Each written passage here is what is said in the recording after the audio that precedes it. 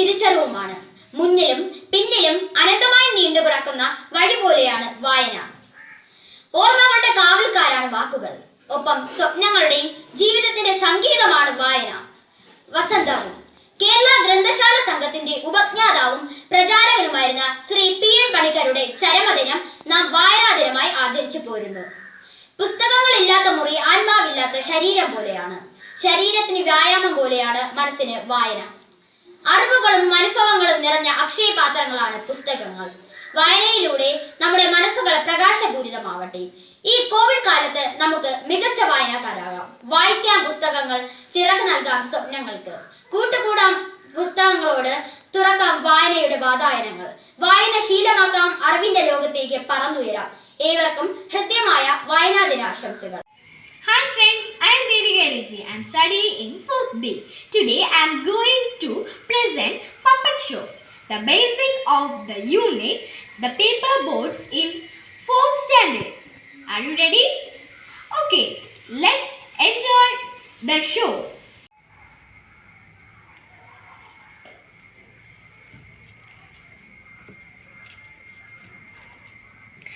Auntie, Anna, why are you look like in angry? Auntie, my boats are overturned in the stream. Oh, what? How is it happen? A fat boy is pounced my boats. Then are you beat him? No, and this is good. I will make boats for you. Okay, hurry up, Auntie. Please 1 minute. I am go and make it. Agree.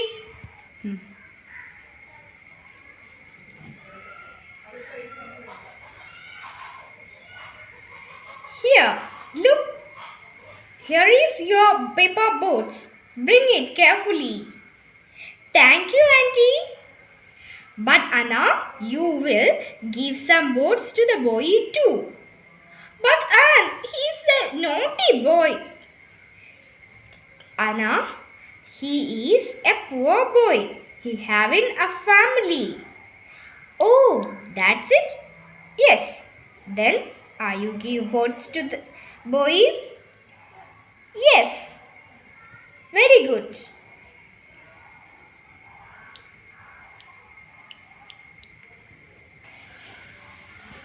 I hope you like this puppet show. Thank you. നമസ്കാരം. വായനാ ദിനത്തോടനുബന്ധിച്ച് വള്ളത്തോൾ എഴുതിയ സാഹിത്യമഞ്ജരി 1ാം ഭാഗത്തിൽ നിന്നെടുത്തിട്ടുള്ള ഒരു ചിത്രം എന്ന കവിതയുടെ നൃത്താവിഷ്കാരമാണ് ഞാൻ ഇന്നിവിടെ ചെയ്യുന്നത്.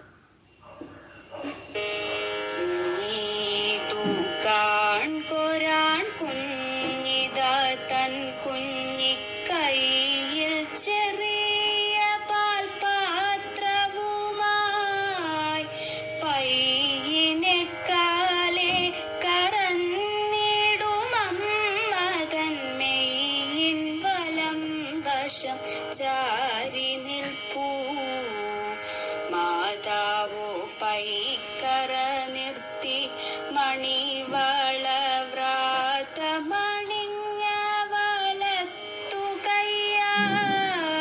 പൈതലെ പേർത്തു മണച്ചു പുണർന്നതി പ്രീതയായി കോൾമയിർ കൊണ്ടിടുന്നു ചേലുറ്റ പാത്രത്തിലമ്മ നറുചൂടു പാലും പകർന്നു കൊടുത്തതിനാൽ ബാലന്റെ ചെന്തൊണ്ടി വായ് മലരിൽ ചെറ്റു പാലഞ്ചും പുഞ്ചിരി തഞ്ചിടുന്നു താമരത്താരിതൾ പോലെ നെടുതായി തൂമയെഴുതിയ കണ്ണിണയിൽ പ്രേമവും ഹർഷവും ഉൾക്കൊള്ളുമുന്നിതൻ ഓമനവക്ത്രമിതെത്ര രമ്യം എമ്മട്ടെന്നോതുവാനേതും കഴിവില്ലാത്ത മധുരാനനമൊന്നു കണ്ടാൽ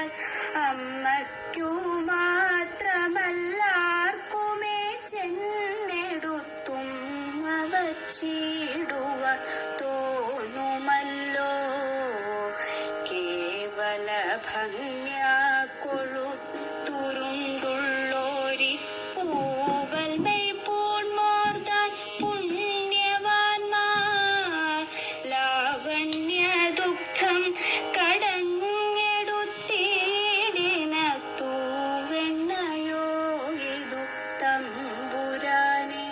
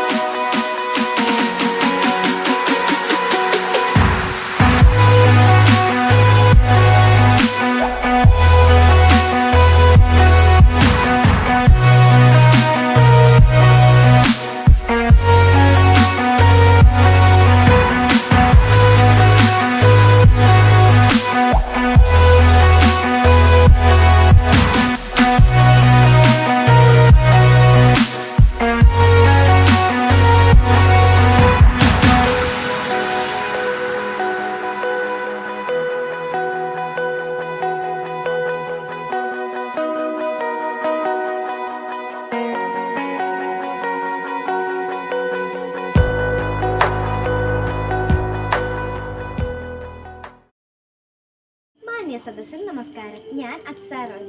ഞാനിവിടെ നിൽക്കുന്നത് ഞാൻ വായിച്ച ഒരു പുസ്തകം നിങ്ങളുടെ മുമ്പിൽ പരിചയപ്പെടുത്തുന്നതിനാണ്. ഡോക്ടർ അശോക് ഡിക്രൂസ് എഴുതിയ ആകാശപറവകൾ എന്ന പുസ്തകമാണ് ഞാൻ നിങ്ങളുടെ മുമ്പിൽ പരിചയപ്പെടുത്തുന്നത്.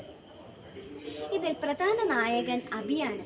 ഈ കഥകളെല്ലാം തിരക്കഥാ രൂപത്തിലാണ് എഴുതിയിരിക്കുന്നത് തന്നെ. ഇതിലെ ആദ്യം മുതലേയുള്ള സംഭവങ്ങൾ എന്ന് പറഞ്ഞാൽ അബിയും അബിയുടെ ചേച്ചിയും അബിയുടെ അച്ഛനും അമ്മയും കൂടി ചേർന്ന് അപ്പൂപ്പൻ്റെ വീട്ടിലേക്ക് പോകുന്ന രംഗമാണ്. ആ കാഴ്ചകളെല്ലാം അതിമനോഹരമാണ്. അബിയുടെ ചേച്ചിയും കൂടി ചേർന്ന് അപ്പൂപ്പനും അമ്മുമ്മയും പഠിപ്പിച്ച കഥകളും കവിതകളും പാട്ടുകളും എല്ലാം അച്ഛനോടും അമ്മയോടും പറയുകയാണ്. അവരെക്കുറിച്ച് ഓർക്കുകയും ചെയ്യുന്നു. മുത്തശ്ശി ഉണ്ടാക്കി തരുന്ന പായസവും ഊണുമൊക്കെ കഴിച്ചതിൻ്റെ രംഗമൊക്കെ അവർ മനസ്സിൽ ഓടി വരികയാണ്. എന്നിട്ട് അങ്ങനെ അവർ അതൊക്കെ ആലോചിച്ച് ഉറങ്ങിപ്പോകുന്നു. അവസാനം അപ്പൂപ്പൻ്റെ വീട്ടിലെത്തുന്നു. അവിടെ നിന്ന് ആനകളെയും അവിടുത്തെ വളർത്തുജീവികൾക്കുമെല്ലാം ആഹാരം കൊടുക്കുകയും അവരെ കണ്ട് ആയിരിക്കുകയും അമ്മ ഉണ്ടാക്കിയ ഊണും പാൽപ്പായസവും ഒക്കെ കഴിച്ച് അവർ തിരിച്ചു മടങ്ങുന്ന രംഗമാണ്. ഇതിൽ പ്രധാനമായും അബി എന്ന് പറയുന്ന ഒരു കൊച്ചുകുട്ടിയും അബിയുടെ ചേച്ചിയും കൂടി ചേർന്ന് ഉണ്ടാക്കുന്ന ചില കുസൃതികൾ കൂടെയുണ്ട്. അങ്ങ് വീട്ടിൽ ചെല്ലുമ്പോൾ അബിയയുടെ ചേച്ചി അബിയുടെ അടുത്ത് പറയുകയാ, നീ ഈ ആൽമരം കണ്ടോ? ഈ ആൽമരത്തിൽ കയറി നീയാണെങ്കിൽ അവിടെ തൂങ്ങി നിൽക്കുന്ന ആ ഇല പറിച്ചു തരണം എന്ന് പറഞ്ഞു.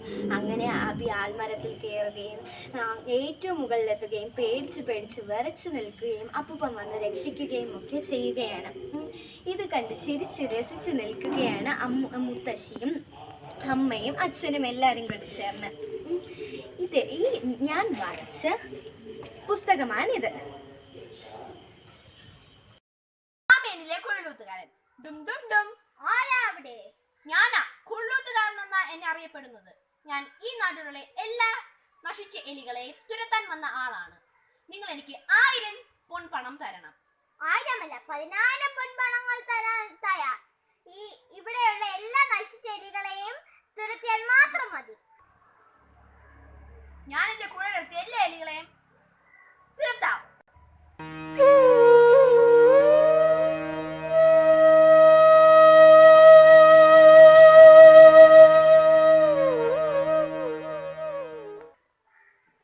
എന്റെ ജോലി ഞാൻ തീർത്തു. ഇനി എന്റെ 10,000 പൊൻപണം എന്റെ കയ്യിലേക്ക് തരൂ.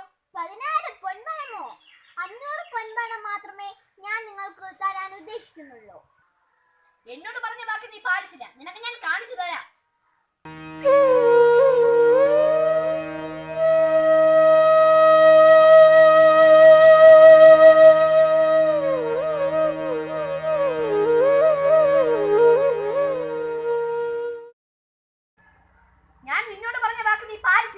അതുകൊണ്ടുള്ള ശിക്ഷയാണിത്.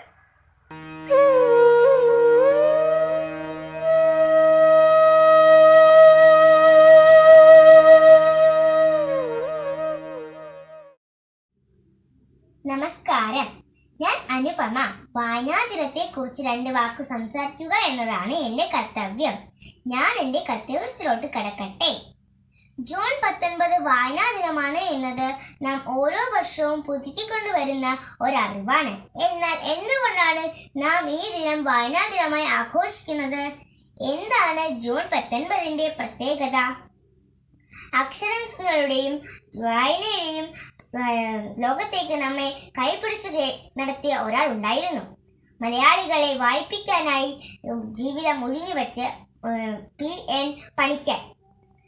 കേരള ഗ്രന്ഥശാല സംഘത്തിന് തുടക്കമിട്ട അദ്ദേഹത്തിന്റെ ചരമദിനമാണ് ജൂൺ 19.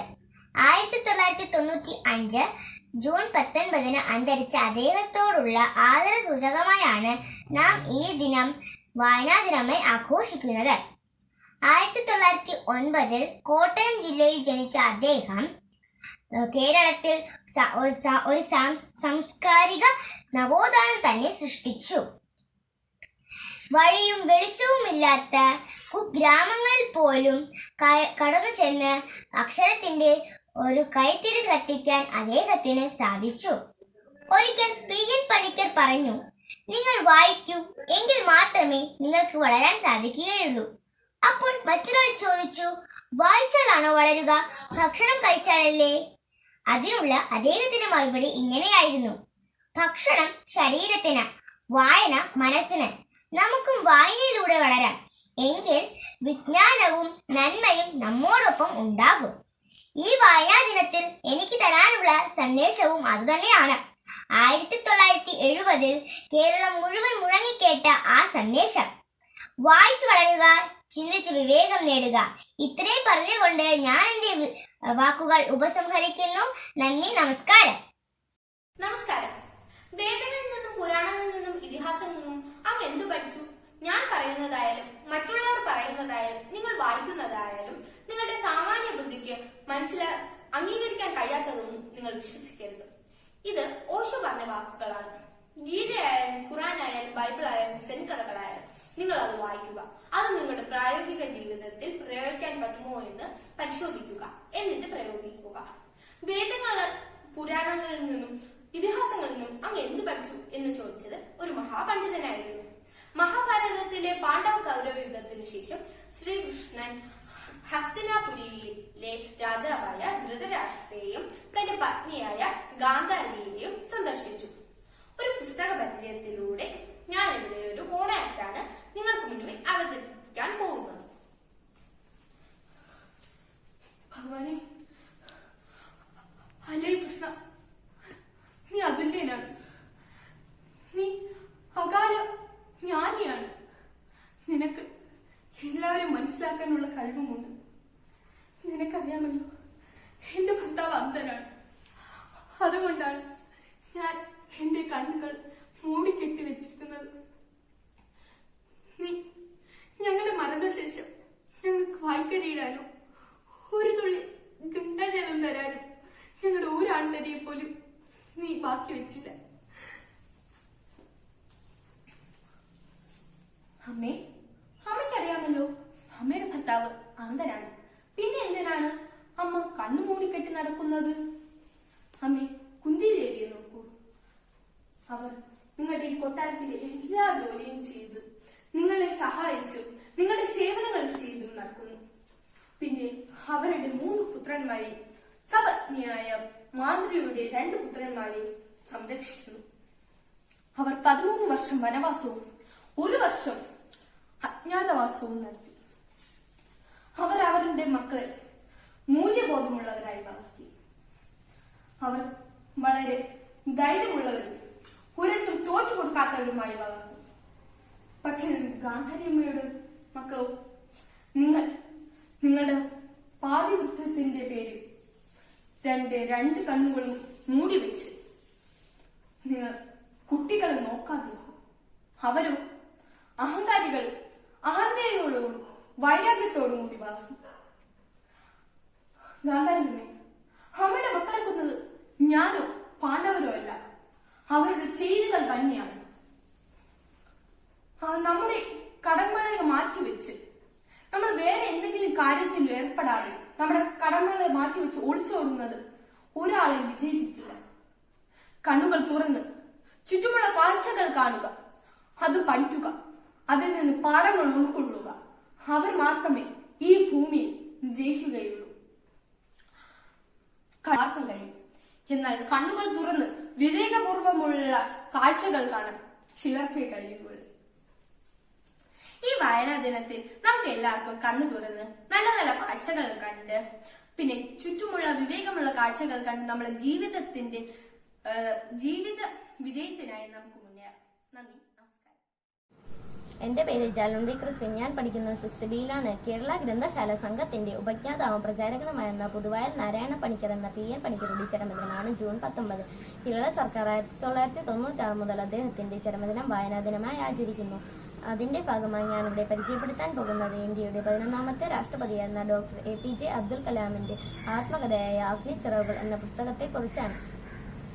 അരുൺ തിവാരിയുടെ സഹായത്തോടെ ഡോക്ടർ അബ്ദുൽ കലാം ഇംഗ്ലീഷ് ഭാഷയിൽ രചിച്ച് വിങ്സ് ഓഫ് ഫയർ എന്ന ഗ്രന്ഥത്തിന്റെ മലയാള പരിഭാഷയാണിത്. തമിഴ്നാട്ടിലെ രാമേശ്വരം സ്വദേശിയും ഒരു ഇടത്തരം മുസ്ലിം കുടുംബത്തിലെ അംഗവുമായ ഡോക്ടർ അബ്ദുൽ കലാം എങ്ങനെ ഇന്ത്യൻ മിസൈൽ സാങ്കേതിക വിദ്യയുടെ അമരക്കാരനായി എന്ന പുസ്തകം വിശദീകരിക്കുന്നു. പുസ്തകം ആരംഭിക്കുന്നത് കലാമിന്റെ ജീവിതത്തിന്റെ ബാല്യകാലത്തെ വിശദീകരിച്ചുകൊണ്ടാണ്. തുടക്കത്തിൽ അദ്ദേഹത്തിന്റെ കുടുംബത്തെ പരിചയപ്പെടുത്തുകയും തന്റെ ജന്മസ്ഥലമായ രാമേശ്വരം പരിചയപ്പെടുത്താൻ ശ്രമിക്കുകയും ചെയ്യുന്നു. ബാല്യത്തിൽ അദ്ദേഹം തന്റെ പിതാവായ ജനുലാബ്ദിന്റെ വലിയ ആരാധകനായിരുന്നു. ആഷിയമ്മ എന്നായിരുന്നു അമ്മയുടെ പേര്. ആദ്യ അധ്യായങ്ങളുടെ അവസാന ഭാഗങ്ങളിൽ കലാം തന്റെ ബന്ധുവായിരുന്ന ഷംസുദ്ദീൻ എല്ലാ വിദ്യാർത്ഥികളെയും ഒരുപോലെ കണ്ടിരുന്ന പ്രിയപ്പെട്ട അധ്യാപകർ എന്നിവരെയും ഓർക്കുന്നു. ഈ പുസ്തകത്തിൽ അദ്ദേഹത്തിന്റെ വ്യക്തിതലത്തിലും ഔദ്യോഗിക തലത്തിലും അനുഭവിച്ച പല തിരിച്ചടികളും അവയെല്ലാം വിജയകരമായി തരണം ചെയ്തതിനെ കുറിച്ചും പ്രതിപാദിക്കുന്നു. ആ യാത്രകൾ അദ്ദേഹത്തോടൊപ്പം നടന്ന പല പ്രഗത്ഭരെയും ഇന്ന് ഇന്ത്യയിൽ പ്രശസ്തമായ അഗ്നി, പൃഥ്വി, തൃശൂർ, നാഗ് എന്നീ മിസൈലുകളുടെ ഉത്ഭവത്തെക്കുറിച്ചും അത് ലോക രാഷ്ട്രങ്ങൾക്കിടയിൽ ഒരു മിസൈൽ ശാസ്ത്രീക രാജ്യം ആയി ഇന്ത്യ മാറിയതിനെ കുറിച്ചും വിശദീകരിക്കുന്നു. Today I am going to read a story. Who is happy? Once a crow looked at the swan and thought how beautiful the swan is. She had all white feathers, whereas the crow was black. The crow expressed his thoughts to the swan. The swan replied, according to me, the parrot is the most beautiful bird, as it has 2 colors, and the swan has just 1. Next, the crow approached the parrot, who simply said, the peacock is the most beautiful than me, as it has multicolored. Then the crow expressed that his thoughts to peacock. The peacock replied, my dear crow, you are the luckiest bird on this planet, as you are never caged. Because of my beauty, I am trapped in this cage, and you are free. Hearing this, the crow thought how foolish he had been, and thanked God for making him the way he was. The moral of the story is, never compare yourself to others. Be happy in what you are and what you have. Thank you.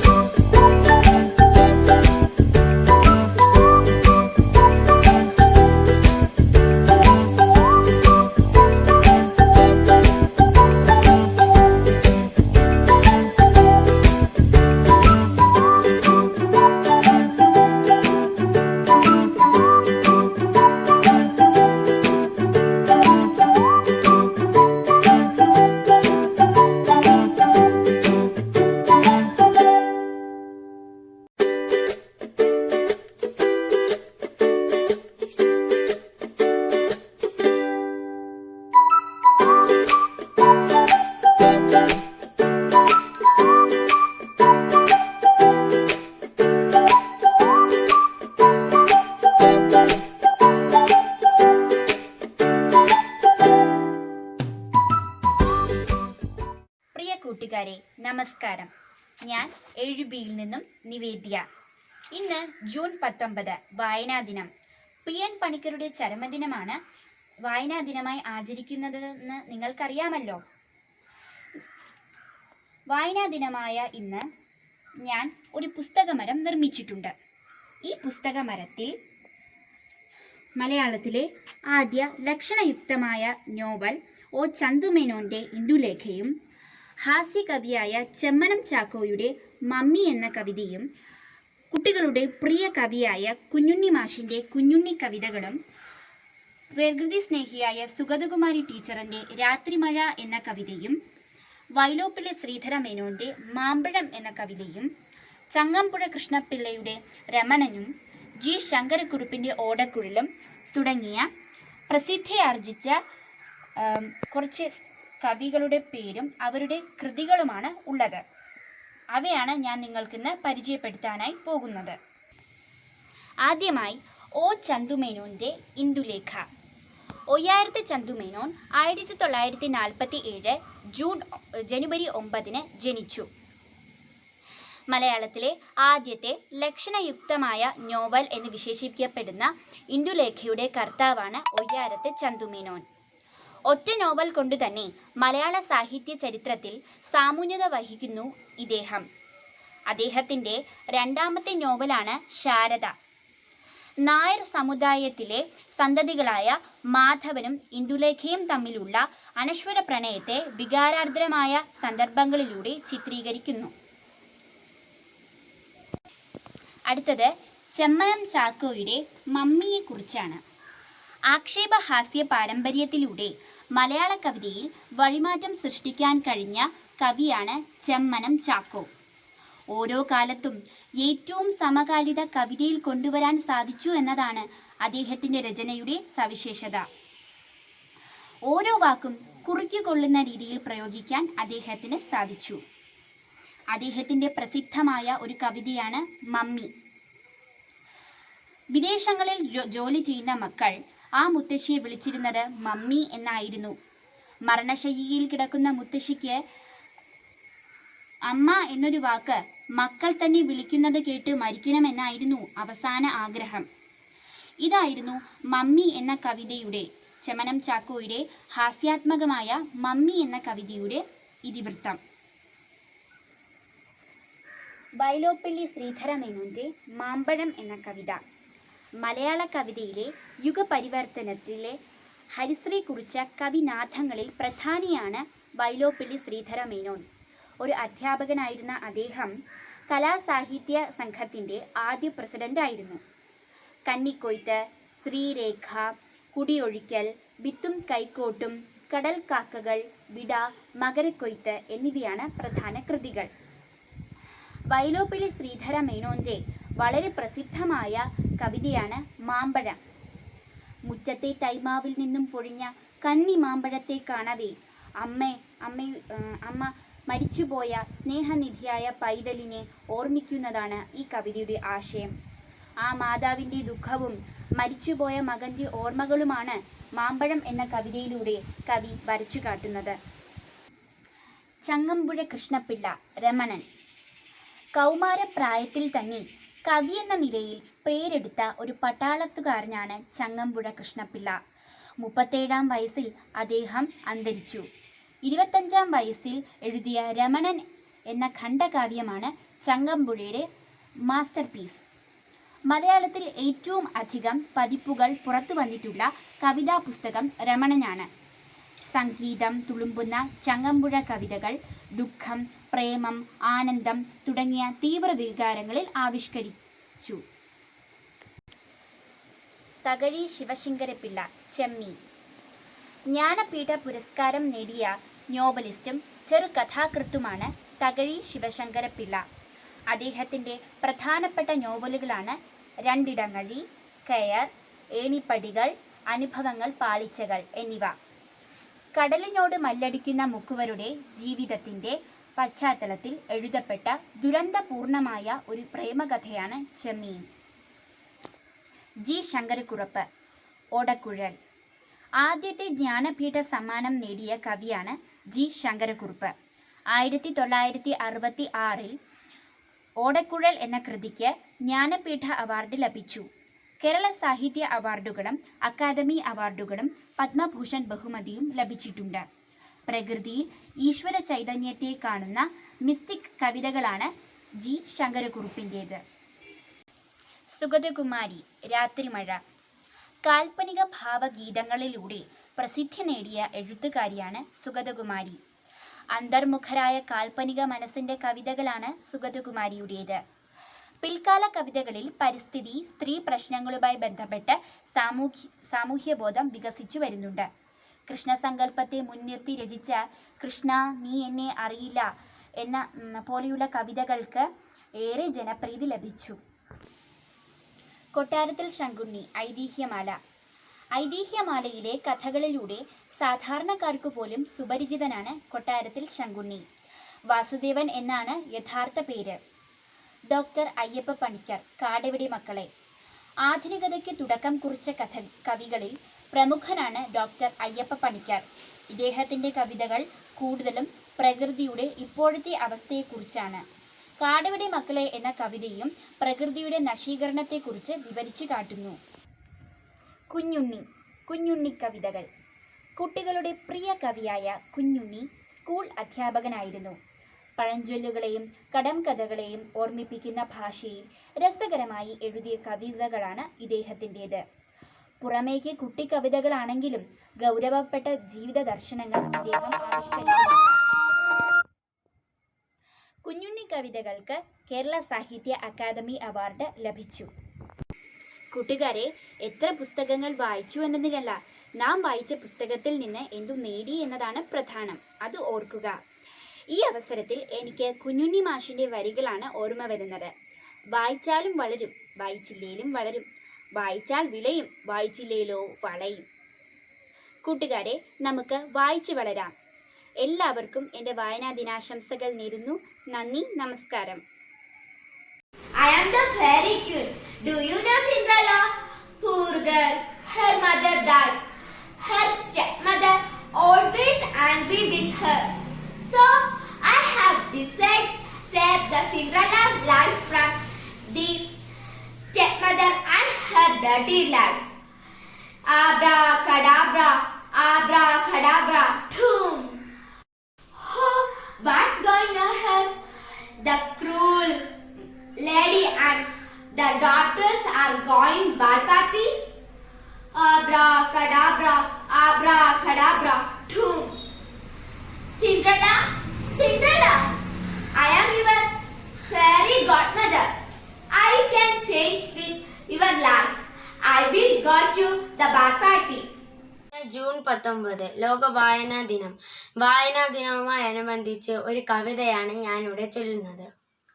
അക്ഷരനിധിയിൽ നിന്നും നാം അറിവിൻ മുത്തുകൾ വാരേണം.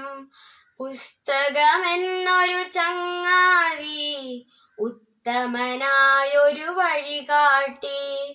പുസ്തകമെന്നൊരു ചങ്ങാതി, ഉത്തമനായൊരു വഴികാട്ടി. അറിയുക നമ്മൾ ലോകത്തെ വായന എന്നൊരു കർമ്മത്താൽ. വായിച്ചങ്ങനെ വളരേണം, നേടണമെന്നും വിജ്ഞാനം. വായിച്ചങ്ങനെ വളരേണം, നേടണമെന്നും വിജ്ഞാനം. ജ്ഞാനത്തിൻ പ്രഭ വെതറേണം, അജ്ഞതയെന്നും വെടിയേണം. പുസ്തകവായന ശീലത്താൽ അറിവിൻ ശോഭ പരക്കട്ടെ. പുസ്തകവായന ശീലത്താൽ അറിവിൻ ശോഭ പരക്കട്ടെ. അറിവിൻ ശോഭ പരക്കട്ടെ. അറിവിൻ ശോഭ പരക്കട്ടെ. നന്ദി. നമസ്തേ, ഞാൻ ആദ്യ എസ് കുമാർ, 7th B. പ്രകൃതിയെ എത്ര വർണ്ണിച്ചാലും മതിയാവില്ല. ഭൂമിയും ആകാശവും സമുദ്രങ്ങളും നദികളും ചേർന്നതാണ് പ്രകൃതി. മനുഷ്യരും പക്ഷി മൃഗാദികളും വസിക്കുന്ന ആവാസ കേന്ദ്രമാണ് ഭൂമി. കുന്നുകളും മലനിരകളും പർവ്വതങ്ങളും നദികളും എത്ര മനോഹരമാണ്. പ്രകൃതിയിൽ കാണുന്ന സകല ചരാചരങ്ങളും അതിൻ്റേതായ ധർമ്മങ്ങളുണ്ട്. പ്രകൃതിയിൽ കേവല സൗന്ദര്യം അസുലഭമാണ്. പ്രകൃതി എപ്പോഴും മാറിക്കൊണ്ടിരിക്കുന്നു. ഈ മാറ്റങ്ങൾ ക്ഷണികമാണ്. മനുഷ്യൻ പ്രകൃതിയുടെ അംശമാണെങ്കിൽ എല്ലാ ശക്തിയും സൗന്ദര്യവും പ്രകൃതിയുടെ തന്നെ. കാലാവസ്ഥയ്ക്കനുസരിച്ച് നിറം മാറുന്ന ആകാശവും തിരകൾ ആർത്തലയ്ക്കുന്ന കടലും പച്ചപ്പ് കൊണ്ട് നിറഞ്ഞ ഭൂമിയുമാണ് പ്രകൃതിയുടെ സൗന്ദര്യത്തിൻ്റെ പ്രതീകം. നന്ദി. സദസ്സിന് നമസ്കാരം. ഇന്ന് ജൂൺ 19 വായനാ ദിനം. ഞാൻ ഇന്ന് വായനാ ദിനത്തെ പറ്റി ഒരു ചെറിയൊരു വിവരണമാണ് നിങ്ങളുടെ മുമ്പിൽ അവതരിപ്പിക്കാൻ പോകുന്നത്. വായനയെ പറ്റി പറയുമ്പോൾ മലയാളി മറന്നു പോകാത്ത ഒരു പേരുണ്ട്, ശ്രീ PN പണിക്കർ. അദ്ദേഹത്തിന്റെ ചരമദിനമാണ് ജൂൺ 19 വായനാ ദിനമായി എല്ലാ വർഷവും നാം ആചരിക്കുന്നത്. വായനയുടെ പ്രാധാന്യവും ഗ്രന്ഥശാലയുടെ പ്രാധാന്യവും ലോകത്തിന് മാതൃകയാക്കി തന്ന വ്യക്തിയാണ് അദ്ദേഹം. വായനയുടെ ലോകത്തേക്ക് നമ്മെ കൈപിടിച്ചുയർത്തിയതും പുസ്തക വായന ശീലമാക്കാനും അതിലൂടെ നമ്മുടെ നാടിന്റെ പുരോഗതിക്കായി ഗ്രന്ഥശാലയുടെ പ്രാധാന്യം മനസ്സിലാക്കി തന്നതും അദ്ദേഹമാണ്. ഇന്ന് നാം വായിക്കുന്ന COVID-19 കാരണം ആർക്കും തന്നെ സ്കൂളിൽ പോകാൻ പറ്റാത്ത സാഹചര്യത്തിൽ നമുക്ക് പുസ്തകങ്ങൾ വായിക്കാൻ നല്ലൊരു അവസരമാണ്. ജൂൺ 19 വായനാ ദിനം. വായനാ ദിനവുമായി ബന്ധപ്പെട്ട ഒരു കൊച്ചു കവിതയാണ് ഞാൻ ഇന്നിവിടെ ചൊല്ലാൻ പോകുന്നത്. പുസ്തകമെന്ന ചിപ്പിക്കുള്ളിൽ വിജ്ഞാനങ്ങൾ പലതാണ്. കഥകൾ, കവിതകൾ, പാട്ടുകളെല്ലാം അങ്ങനെ പലതരം അറിവാണ്. പുസ്തകമധുരം നുണയാനായി പുസ്തക വായന ശീലിക്കാം. അറിവില്ലെങ്കിൽ നാമില്ല, അറിവിലഹന്ത പാടില്ല. പുസ്തക വായന ശീലിക്കാം, പുസ്തകമെല്ലാം വായിക്കാം. നന്ദി. ഞാനിവിടെ വായനാ ദിനക്കുറിപ്പാണ് വായിക്കാൻ പോകുന്നത്. ജൂൺ 19 വായനാ ദിനം. പൊതുവായി നാരായണ പണിക്കർ എന്ന PN പണിക്കരുടെ ഓർമ്മയ്ക്കാണ് നാം വായനാ ദിനം ആചരിക്കുന്നത്. ഒരു അധ്യാപകനായി ജോലി ചെയ്തിരുന്ന അദ്ദേഹം ആ ജോലി ഒഴിവാക്കി പൂർണ്ണമായും ഗ്രന്ഥശാല പ്രസ്ഥാനത്തിനു വേണ്ടി വായനയെ പരിപോഷിപ്പിക്കാൻ വേണ്ടി പരിശ്രമിച്ച ഒരു വ്യക്തിയാണ്. അന്ന് 47 ഗ്രന്ഥശാലകളാണ് കേരളത്തിൽ ഉണ്ടായിരുന്നത്. എന്നാൽ ഇന്ന് 800-ലധികം വായനശാലകൾ ഉണ്ട്. അതുകൊണ്ട് തന്നെയാണ് അദ്ദേഹത്തെ ഗ്രന്ഥശാല പ്രസ്ഥാനത്തിന്റെ പിതാവ് എന്ന് അറിയപ്പെടുന്നത്. വായന നമ്മുടെ മനസ്സിന്റെ വളർച്ചയ്ക്ക് ഏറ്റവും അത്യാവശ്യമാണ്. ശരീരത്തിനോടൊപ്പം നമ്മുടെ മനസ്സും അറിവും വിവേകവും വളരാൻ വായന ശീലമാക്കണം.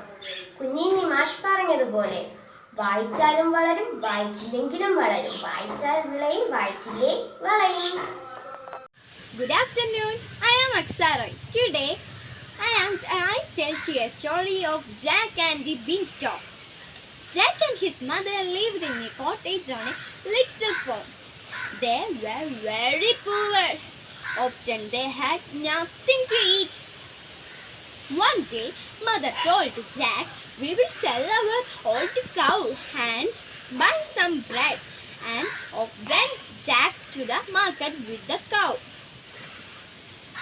On the way, Jack met an old man. "Will you sell me the cow for some magic beans?" he asked Jack. Jack took the beans and danced his way home. But Jack's mother was not pleased. "We have been cheated," she said and threw the beans out of the window. Next morning, Jack could not believe his eyes. A tall beanstalk had grown outside their door. "I will climb the beanstalk into the sky," he thought, and he began climbing. Higher and higher, Jack climbed till he came to a castle in clouds. Inside the castle, a huge table was set with mouth-watering dishes. Chomp chomp, Jack ate as much as he could. Was someone watching him? It was a giantess, huge but kind. The giant will return soon. Hide before he eats you. The whole castle shook as the giant came in. I smell a human, he said. It must be the roast meat, said the giantess. The giant had his full of roast meat and wine. After the meal, he counted a pile of gold coins. Soon he lay down and started snoring.